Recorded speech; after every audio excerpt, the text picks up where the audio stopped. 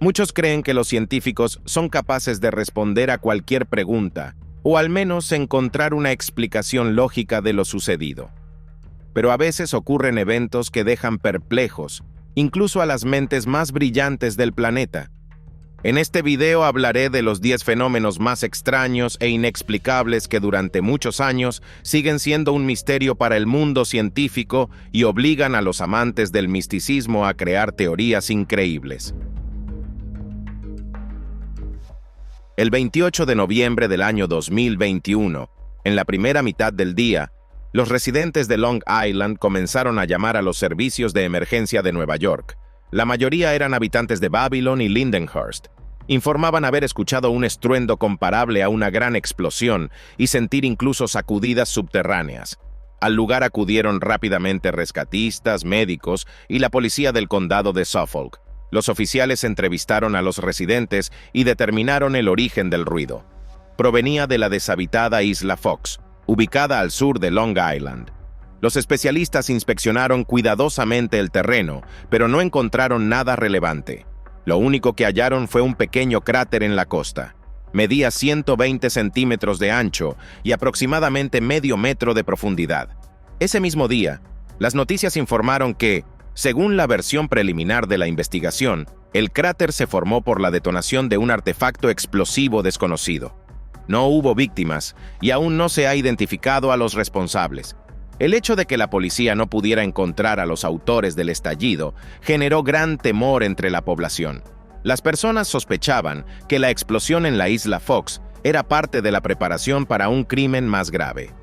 Las autoridades prometieron esclarecer el incidente y pidieron a todos los que vieron algo sospechoso el 28 de noviembre que contactaran con la Unidad contra Incendios Provocados o con la línea Crime Stoppers, que garantiza el anonimato.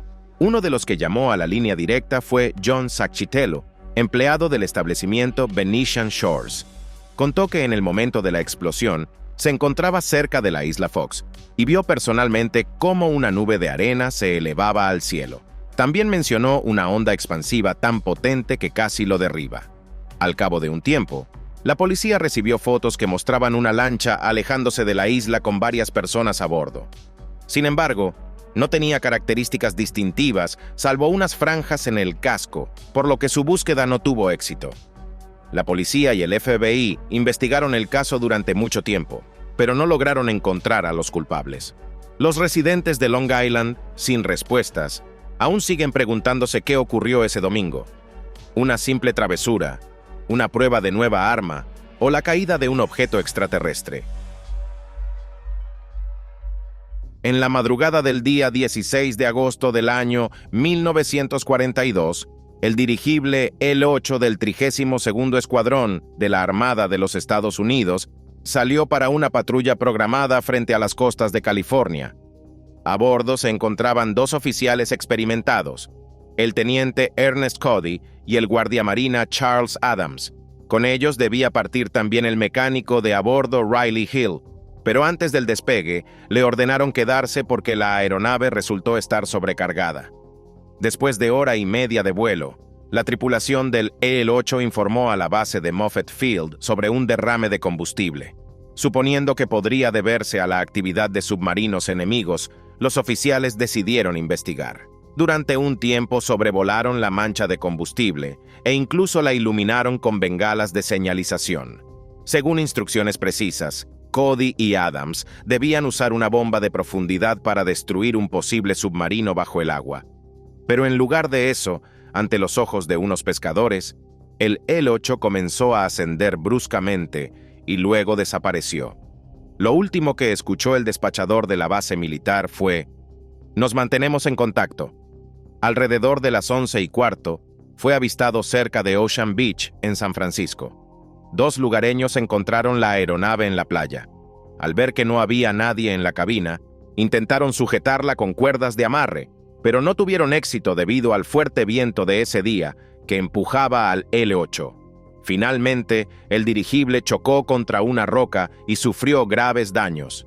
A causa del impacto, una bomba de profundidad cayó de la aeronave. La pérdida de peso fue suficiente para que el dirigible volviera a elevarse y se dirigiera hacia Daly City. El L-8 sobrevoló un campo de golf perteneciente al Olympic Club. Luego fue visto en la zona de Mission Street. El dirigible militar flotando en el cielo atrajo la atención de muchas personas. Lo observaron hasta que comenzó a descender en la zona de Crocker Amazon y se estrelló en Bellevue Avenue frente al número 419. Sorprendentemente, ninguna de las bombas de profundidad a bordo explotó al impactar contra el suelo, por lo que no hubo víctimas.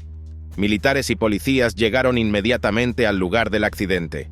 Tras una inspección detallada de la cabina, no se encontraron rastros que pudieran explicar la desaparición de los oficiales. Una comisión de expertos concluyó que el L-8 estaba en perfectas condiciones ese día y descartó sabotaje, inexperiencia de la tripulación, fallos técnicos o condiciones climáticas adversas. Se propusieron muchas teorías sobre el paradero de Cody y Adams. Algunos pensaban que eran desertores que habían planeado escapar. Sin embargo, en el dirigible caído quedó un conjunto completo de paracaídas y una balsa salvavidas inflable. Otros sugirieron que los pilotos perdieron el control y cayeron de la cabina. No obstante, no se recibió ninguna señal de socorro y la radio a bordo funcionaba perfectamente. También se barajaron hipótesis inusuales, como un secuestro extraterrestre o portales a otra dimensión. Fuentes oficiales indican que uno de los oficiales cayó por la escotilla mientras inspeccionaba la mancha de petróleo. El segundo trató de ayudar a su compañero, pero ambos cayeron al océano. Debido a la pérdida repentina de peso, la aeronave ganó altura y voló en dirección aleatoria. En el año 1943, Ernest Cody y Charles Adams fueron declarados legalmente muertos. El L-8 fue restaurado inmediatamente después de la tragedia y al finalizar la guerra, se vendió a una empresa publicitaria. Después del año 1982, al dirigible se le devolvió su aspecto original y se convirtió en una pieza del Museo Nacional de Aviación Naval, donde permanece hasta el día de hoy.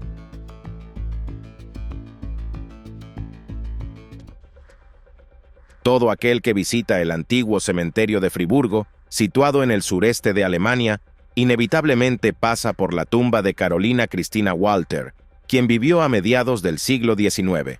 Según los escasos registros de archivo, la joven nació en el año 1850 y tras la muerte de sus padres, se mudó a Friburgo junto con su abuela y su hermana Salma. A Carolina se le auguraba un futuro feliz, pero en el año 1867 enfermó de tuberculosis. En aquel entonces esta enfermedad no podía detectarse en etapas tempranas y en la mayoría de los casos terminaba con un desenlace fatal. Los seres queridos de Carolina lucharon por su vida durante 2 semanas, pero la desafortunada falleció poco antes de cumplir los 17 años. Su muerte entristeció profundamente a Salma. Para inmortalizar la memoria de su hermana menor, encargó una lujosa, aunque algo espeluznante, lápida que representa a la joven a tamaño real, recostada en una cama con un libro en la mano. Se cree que esta escultura nos muestra los últimos momentos de su vida. Salma solía visitar con regularidad la tumba de Carolina y en una ocasión encontró un ramo de flores frescas. En ese momento no le dio mayor importancia, ya que su hermana tenía muchos conocidos que podrían haberlas dejado. Pero al regresar al cementerio en otra ocasión, Salma volvió a encontrar un manojo de flores recién cortadas. Sospechando algo extraño, regresó al día siguiente, y una vez más, cerca de la mano de la estatua, vio un nuevo ramo. Durante casi 150 años han aparecido flores frescas diariamente en la tumba de Carolina Walter, y hasta el día de hoy se desconoce quién las coloca allí. Si bien antes se creía que era su enamorado, incapaz de aceptar la muerte de la joven belleza, ahora los lugareños hablan de un fantasma eternamente ligado a ese lugar. Pero también existen explicaciones más lógicas. Quienes no creen en lo sobrenatural piensan que las flores son dejadas por los descendientes del hombre que amaba a la joven. También podrían ser colocadas por empleados del servicio funerario de la ciudad, con el que alguien cercano a Carolina habría firmado un contrato en el pasado. Pero todo esto no son más que suposiciones. La verdadera verdad probablemente nunca la sabremos. El 24 de julio del año 1989, en el Parque Nacional Daisetsusan, ubicado en el corazón de la isla japonesa de Hokkaido, 2 alpinistas de Tokio se desviaron de la ruta y se perdieron.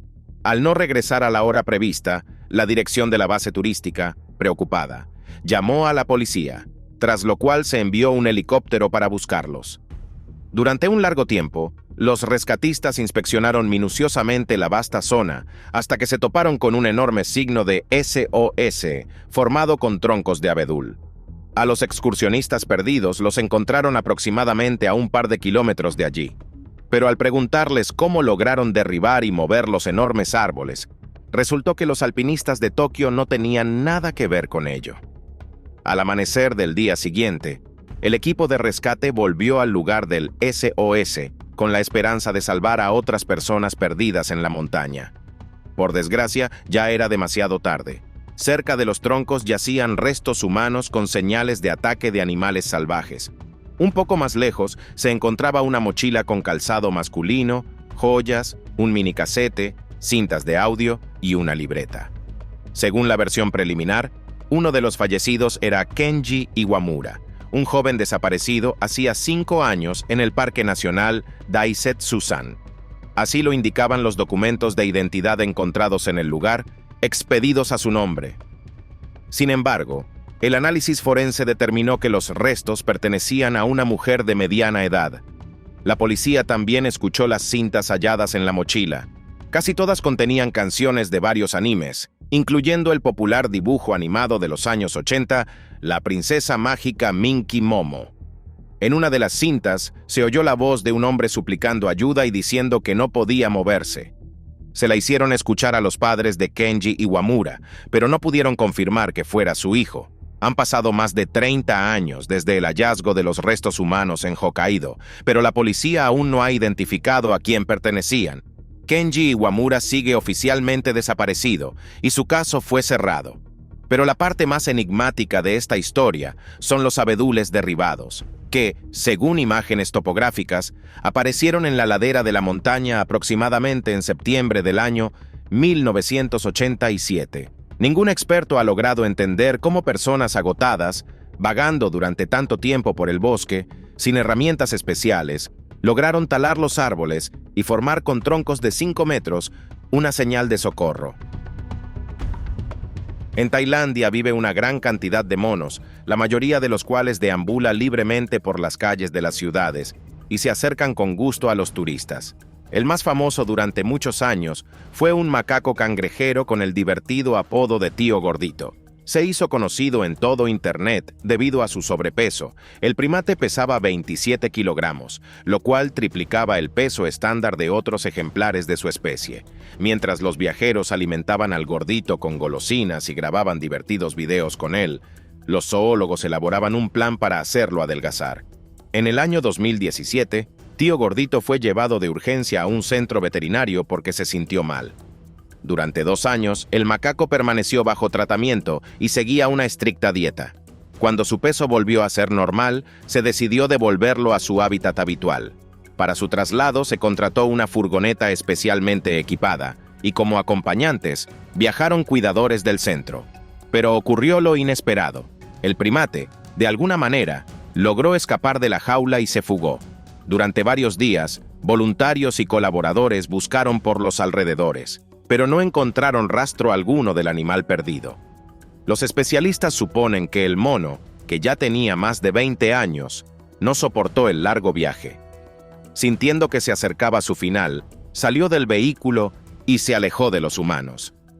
Pero los admiradores de Tío Gordito no creen que haya muerto. Esperan que simplemente se haya reunido con otros de su especie y aún viva con ellos en alguna parte de la jungla. En el año 2003, a Dietmar Doring, fundador del programa de intercambio deportivo asiático-alemán, se le propuso organizar una competición amistosa de balonmano entre las selecciones de Alemania y Sri Lanka. Él aceptó con gusto, ya que durante muchos años había trabajado en la organización de eventos similares en diferentes disciplinas deportivas. Sin embargo, al encontrarse con los invitados de Sri Lanka, Dietmar sospechó que algo no iba bien. En primer lugar, le llamó la atención su apariencia. Por lo general, los deportistas se presentan ante los periodistas con el uniforme del equipo, pero los jugadores de balonmano Llegaron a la sesión de fotos con trajes comunes. En segundo lugar, no le gustó su desempeño. El equipo de Sri Lanka perdió el partido de exhibición con un marcador de 36-2. Aún así, Dietmar decidió no sacar conclusiones precipitadas. Ayudó a todos los miembros del equipo a obtener sus visas y en septiembre del año 2024 los llevó a Witislingen, donde estaban programados 10 partidos del torneo. La selección de Sri Lanka, compuesta por 23 personas, el día de su llegada hizo una excursión por la ciudad y por la noche asistió a la cena oficial. Todos los deportistas parecían felices, conversaban con entusiasmo con los balonmanistas alemanes e incluso participaron en el primer partido del torneo, donde nuevamente fueron derrotados. Pero el 13 de septiembre, al día siguiente del partido, todo el equipo desapareció del hotel. Según el personal, los jugadores de balonmano salieron en pequeños grupos en dirección desconocida. En las habitaciones quedaron sus pertenencias personales, incluyendo el uniforme y hasta la ropa interior. Durante varios días, equipos de búsqueda y rescate recorrieron los alrededores del hotel y las calles de Witislingen. En las noticias se mostraban constantemente las fotos de los deportistas, pero ningún residente local los había visto. Más tarde, la desaparición de los 23 extranjeros fue comentada por medios internacionales. El Ministerio de Deportes de Sri Lanka declaró que en su país no existía ninguna selección de balonmano, ni la había habido nunca. Algunos creyeron que Dietmar Döring había conspirado con los refugiados de Sri Lanka y ayudado a terroristas tamiles a entrar ilegalmente en Alemania. Pronto, la situación fue olvidada y las visas de los falsos jugadores de balonmano fueron anuladas. Sin embargo, la pregunta de a dónde fueron los 23 hombres sigue sin respuesta. La única pista es una nota dejada en una habitación del hotel, en la que se afirma que se marcharon a Francia. Pero si eso fue así, el Servicio de Migración de Alemania no pudo comprobarlo. En el año 1903, Charlie Chaplin, una de las estrellas mundiales del cine mudo, consiguió un trabajo fijo en un teatro famoso por su puesta en escena de la obra Sherlock Holmes. Le dieron el papel del joven sirviente Billy y partió de gira por el Reino Unido con otros actores. Una vez, la compañía teatral llegó a Ebbw Vale, un asentamiento minero en el sur de Gales. Los habitantes del lugar parecían completamente normales a primera vista. Recibieron a los invitados con alegría, les proporcionaron alojamiento y comida. El joven actor quedó impresionado por su hospitalidad y ni se imaginaba que ese encuentro terminaría de forma extraña. Todo comenzó cuando Charlie Chaplin, que entonces tenía poco más de 16 años, aceptó alojarse en la casa de uno de los residentes. La primera noche transcurrió sin incidentes. Al día siguiente, al anochecer, el anfitrión lo invitó a ver algo curioso. Sin sospechar nada, el actor lo siguió a la cocina y vio un armario. No tenía puertas. En su lugar había una tela que cubría lo que había dentro. El dueño de la casa, guiñando un ojo misteriosamente, llamó a alguien por el nombre de Gilbert. En respuesta, salió del armario una figura humanoide que no era exactamente humana. Era una criatura de apariencia humana de mediana edad, con una cabeza grande y achatada, una boca alargada en forma de sonrisa con dientes amarillos y casi sin nariz. Chaplin también notó su cabello blanco, piel clara, hombros bien formados y piernas tan cortas que bajo sus pantalones cortados hasta los muslos solo se veían los dedos de los pies. Charlie quedó paralizado por el horror, pero el hombre se comportaba con normalidad. Hacía que Gilbert saltara alto y mostrara varios trucos acrobáticos. Le preguntó al joven actor si era posible colocar a este hombre rana en algún circo. El muchacho, asustado pero tratando de mantener la calma, nombró algunos lugares donde esa criatura podría actuar. Cuando terminó el espectáculo, Chaplin fue a su habitación. Estaba tan preocupado que no podía dormir, pero nadie lo molestó esa noche.